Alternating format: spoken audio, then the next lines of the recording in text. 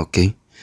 Film yang mau aku bahas kali ini bergenre aksionisasi, thriller, dan kriminalisasi Vicky Prestonisasi. Bukan apresiasi, walaupun kontroversi hati, konspirasi kemakmuran, statusisasi kemakmuran.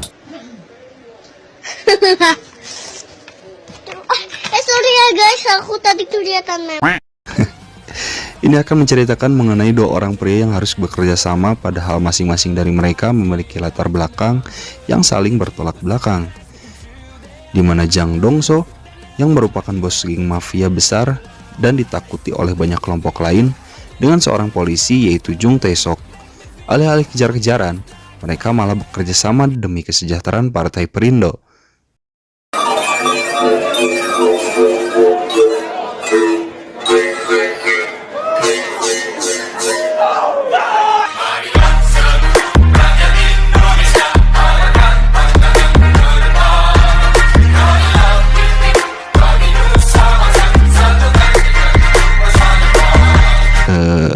Bukan, maksudnya bekerjasama memecahkan kasus pembunuhan berantai. Oke, nggak usah banyak spoiler di awal, langsung aja kita ke alur ceritanya.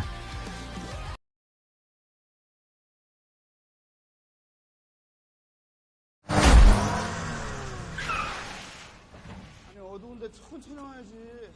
많이 나갔네. 아유 참. 나중에 딴소리 하지 말아요. 글쎄 제대로.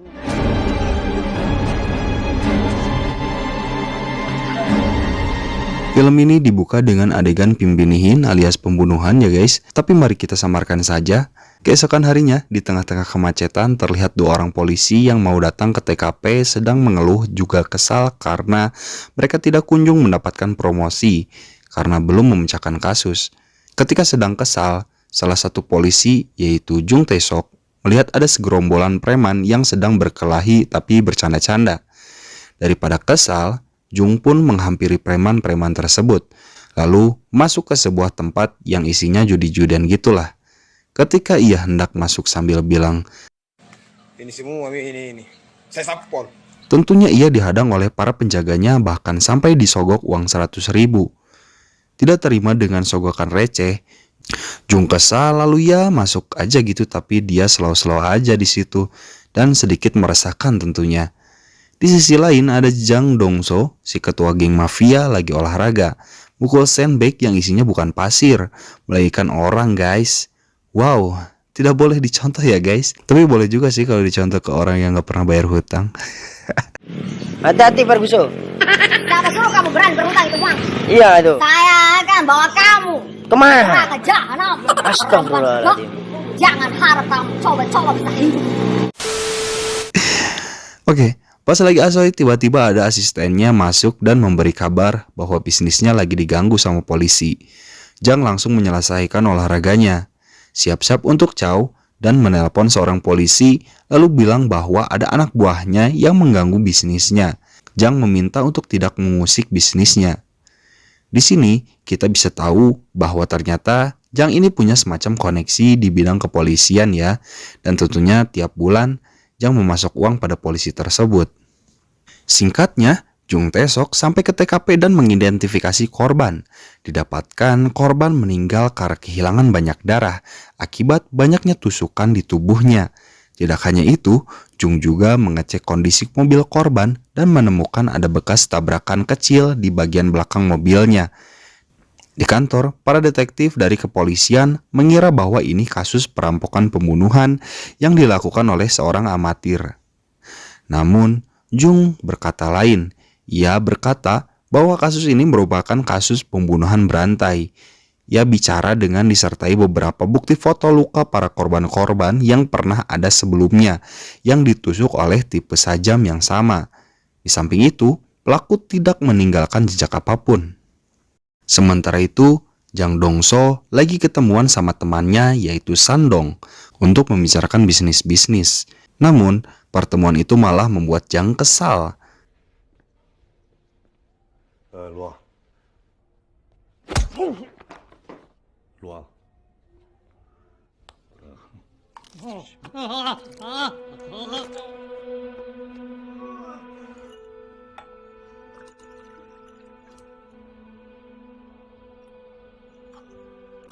Karena moodnya sedang tidak bagus, Jang ingin pulang tanpa ditemani oleh kelompoknya alias nyetir sendirian aja. Di jalan yang sepi dan hujan deras, mobil yang dikendari oleh Jang tiba-tiba ditabrak dan mobil pun berhenti. Jang tidak emosi dan memaafkan orang yang telah menabrak mobilnya. Namun, ya namanya bocah prik kan ya guys ya. Si orang ini malah tiba-tiba langsung menusuk Jang dengan sajam, lalu pertengkaran sengit pun terjadi.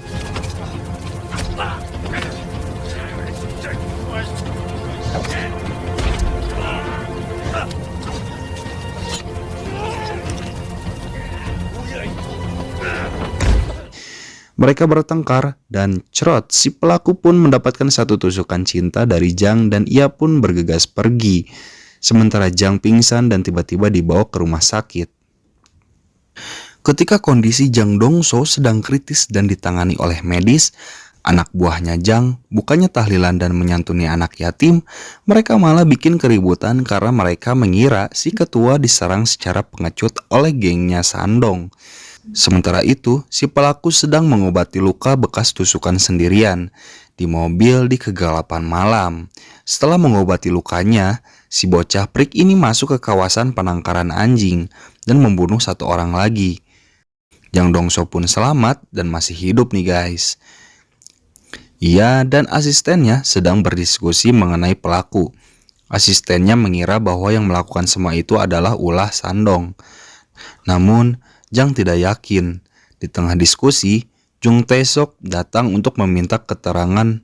Namun Jang Dongso tidak mau memberikan keterangan pada detektif itu. Ketika Jung pulang, ia mengecek kondisi mobil Jang dan melihat ada bekas tabrakan kecil di bagian belakang mobilnya. Lalu ia yakin bahwa yang menusuk Jang tadi malam adalah pelaku pembunuhan berantai yang sama yang sedang ia buru pada saat ini. Lalu Jung datang pada atasannya dan meminta 2 orang anggota untuk menyelidiki kasus ini karena ia sudah menemukan titik terang akan siapa pelakunya. Ditambah lagi, Jang Dongso merupakan satu-satunya korban yang selamat dan melihat siapa pelakunya walaupun masih samar dan yakin bahwa pelakunya ini adalah seorang pembunuh berantai yang tidak tahu apa-apa karena ia dengan beraninya menyerang ketua mafia. Namun sayangnya, seperti film-film lainnya, si Jung, walaupun sudah ngomong sampai berbusa-busa, tentu saja ia tidak diberikan kepercayaan oleh atasannya dong, karena tidak masuk akal cenah. Di sisi lain, Jang dijenguk oleh teman kampretnya yaitu Sandong, dan ditertawakan karena mana ada gitu loh seorang ketua geng mafia terluka karena ditusuk. Mending ke laut aja katanya. Di roasting seperti itu, Jang Dongso tentunya panas dong. Ia langsung melakukan pencarian, dimulai dari mendeskripsikan wajah pelaku dan jeng-jeng tergambarlah wajah si pelaku yang emo abis dan meminta anggotanya untuk menangkap si pelaku sebelum polisi menangkapnya. Di sisi lain, si pelaku masih melakukan kegiatan bejatnya dan mengambil satu truk.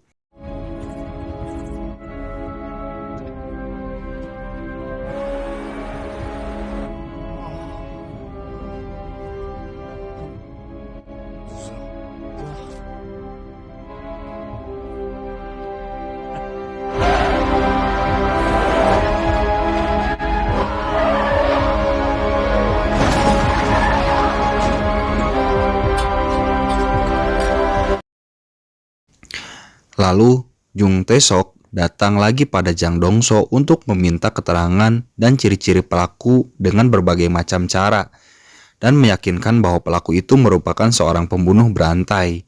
Psikopat aneh yang mencari mangsanya secara random, namun Jang Dongso masih belum mau memberikan keterangan. Di lain hari, ia mendapatkan info dari bawahannya mengenai pelaku dengan sedikit sekali barang bukti dan jejak pelaku.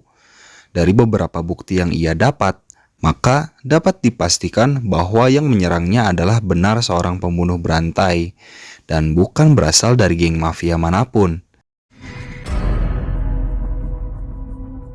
Ketika sudah yakin, Jang Dongso memanggil Jung Tae-sok dan menawarkan kerjasama untuk menangkap si pelaku. Mereka berunding mengutarakan aturannya masing-masing. Dan akhirnya deal guys. Memang iya Jung Tae-sok dan Jang Dong-so sepakat untuk melakukan kerjasama.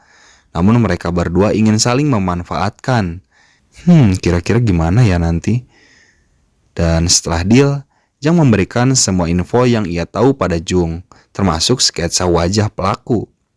Jung Tae-sok mulai kerjasama nih guys. Ia meminta dua rekan sesama polisi untuk membantu ia mencari pelaku tanpa memberitahu atasan. Mereka mengiyakan didapatkan info bahwa pelaku berkelamin ganda. Maksudnya pelaku merupakan seorang pria berumur sekitar 35 tahun melakukan aksinya pada malam hari dan pencarian pun dimulai. Ketika pencarian sedang dilakukan, Jang Dong-so memanfaatkan keadaan dengan membunuh Sandong menggunakan barang bukti. Setelah diselidiki, ketahuan nih oleh Jang Tae-sok bahwa kasus kali ini dilakukan oleh Jang Dong-so. Dan hubungan mereka pun sedikit merenggang.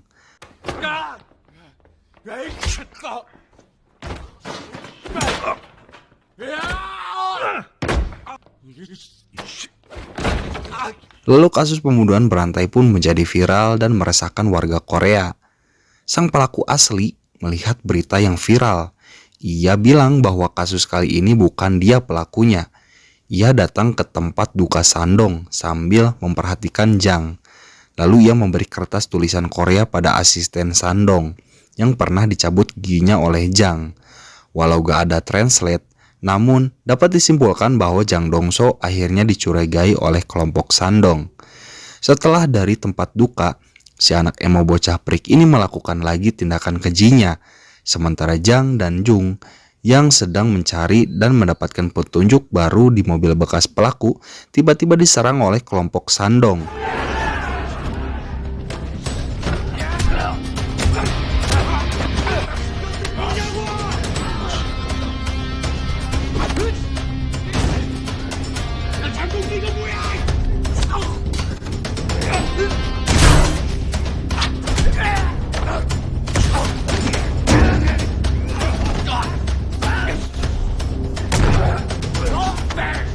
Dan kemenangan dipegang oleh Jang dan Jung seperti Jin dan Jun.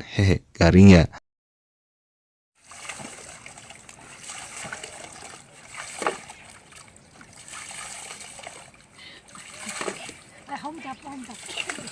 Oh ya, suasana pun menjadi rujam dan mayat kelompok Sandong pun pada akhirnya dijadikan tumbal proyek.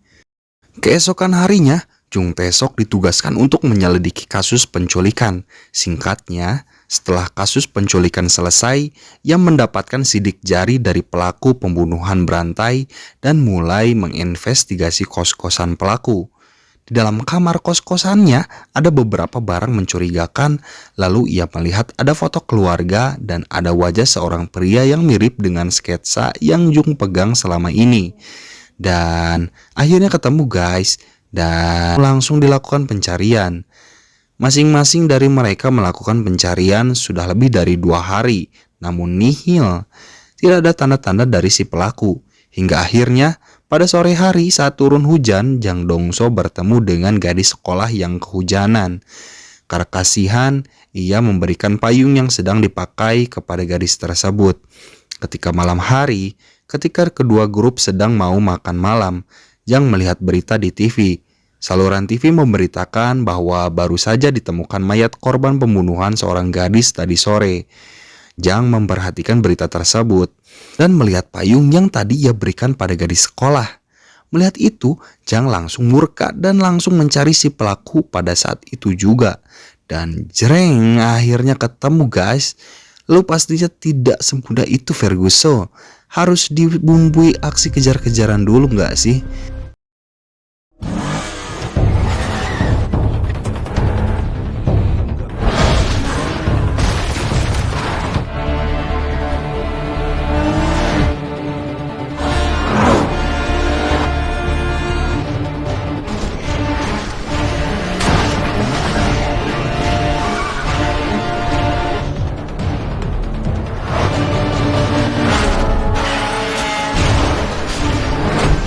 Singkatnya, si asisten kesayangan Jang ini mati guys karena ditusuk sama pelaku. Jang makin marah dong lalu mengejar pelaku dan akhirnya dapet. Satisfying banget guys. Rasanya pas pelakunya udah dapet, tanpa babi bu, pelaku langsung dihajar. Pokoknya pas si pelaku ini mau dieksekusi sama Jang, tiba-tiba Jung datang dan tidak jadi dieksekusi guys. Singkatnya si pelaku diamankan oleh Jung dan dibawa ke kantor polisi. Tertangkapnya si pembunuh berantai ini tentunya bikin heboh ya guys, baik di kantor maupun di kalangan media. Dan Jang Dongso juga menjadi buronan ya guys, karena dia memiliki bisnis permainan yang ilegal.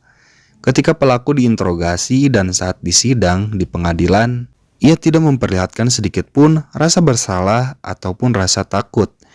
Ia malah mengeluarkan sifat manipulatif guys. Aduh, kesel lihat mukanya. Melihat sikap manipulatifnya, semua orang jadi kesel guys, baik saat diinterogasi maupun di ruang persidangan. Akibat dari sikap manipulatifnya ini membuat dirinya berada di atas angin. Karena ketika barang bukti yang berupa sajam diperlihatkan, tidak ada bukti bahwa ia yang menggunakan sajam tersebut. Hingga pada akhirnya, pengacara memanggil Jang Dongso ke dalam tempat persidangan. Kedatangan Jang tentunya membuat orang-orang kaget karena status Jang yang kini sedang menjadi buronan. Namun, Jung gak kaget karena dia sendiri yang meminta Jang untuk menjadi saksi di persidangan. Melihat Jang, si pelaku malah senyum-senyum, nantang gitu guys. Dia masih ada di atas angin. Secara perlahan, Jang memberikan kesaksiannya kepada hakim. Satu persatu kesaksiannya diutarakan hingga pada akhirnya Jang Dongso meyakinkan hakim dengan cara ia membuka bajunya. Di situ ia memberikan keterangan bahwa dia ditusuk dadanya oleh pelaku. Lalu ia melawan balik dan menusuk balik dada sebelah kiri pelaku. Jang meminta pelaku agar dibuka pakaiannya agar bisa terlihat bukti luka yang diberikan oleh Jang. Beberapa bukti lain seperti jari-jarinya yang terluka dan tulisan tangan pelaku yang kini dipegang oleh Jang. Kesaksian Jang dinilai berat oleh hakim hingga pada akhirnya pelaku dinyatakan bersalah dan divonis hukuman mati. Film diakhiri dengan skin menarik di mana Jung Tae-sok dan teman yang membantu kasus ini pada akhirnya mendapatkan promosi dan Jang Dongso pun masuk ke lapas. Di lapas tersebut terlihat bahwa para napi-napi lain begitu menghargai dan segan pada Jang Dongso karena dia adalah penguasa di lapas tersebut. Yang bikin menariknya adalah di lapas tersebut Jang bertemu dengan si pelaku yang sedang menunggu hukuman matinya. Pelaku yang melihat Jang kaget nih guys, karena tahu bahwa sisa-sisa harinya akan dilalui bagaikan di neraka. Alias tiap hari bakalan habis sama si Jang Dongso nih guys. Dan film pun berakhir.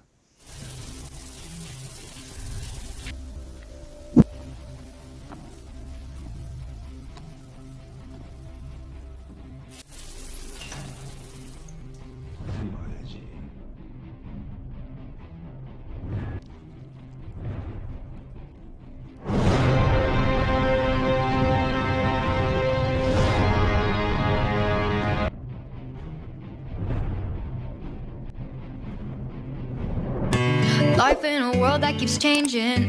Think that it's progress you're making. Copy and paste pretty faces all the time. Pictures so perfect we play through. Only cause you set up the angle. Web that you weave got us tangled. Caught in what's before our eyes. Show off your fantasy reality.